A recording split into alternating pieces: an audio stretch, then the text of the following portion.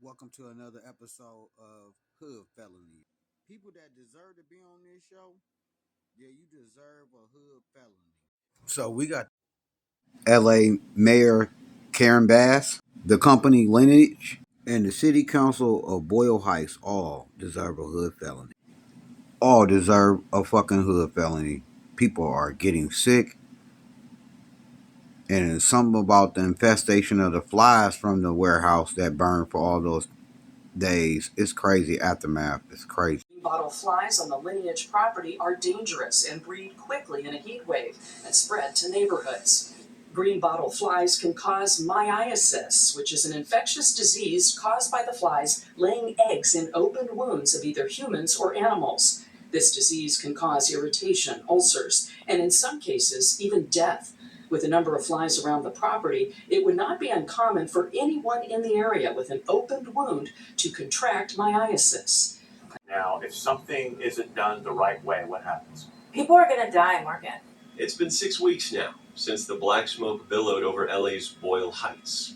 The fire burned for more than a week before crews could even contain it. Now, those who live next door to the charred warehouse say they can't catch their breath. When I get the coughing fits and I can't feel like I can get air in, that's when I usually just take a hit to reassure myself that I'm okay. The fire tore through a massive warehouse owned by cold storage company Lineage. Left behind, more than 80 million tons of raw chicken, fish, and beef, all of it rotting next door to hundreds of homes.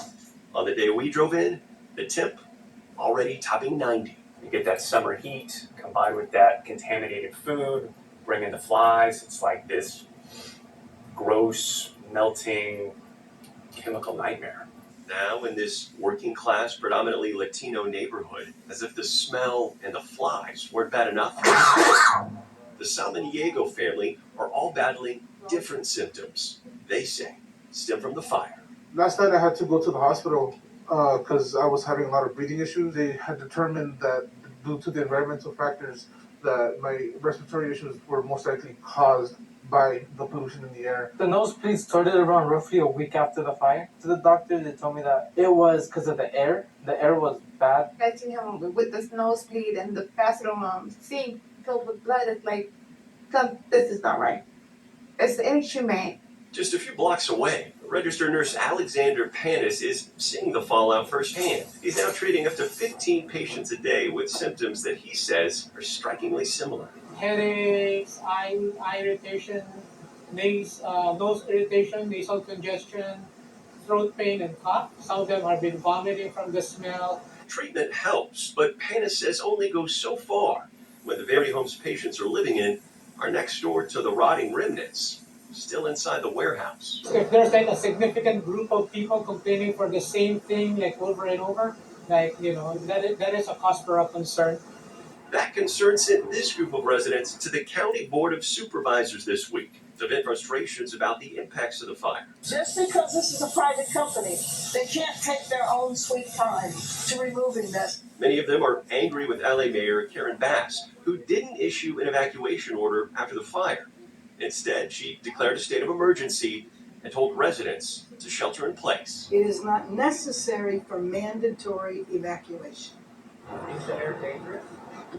No, the air is not dangerous. They need to be evacuated. If people continue to breathe this air, they're literally going to be sick. At some point, something's got to give.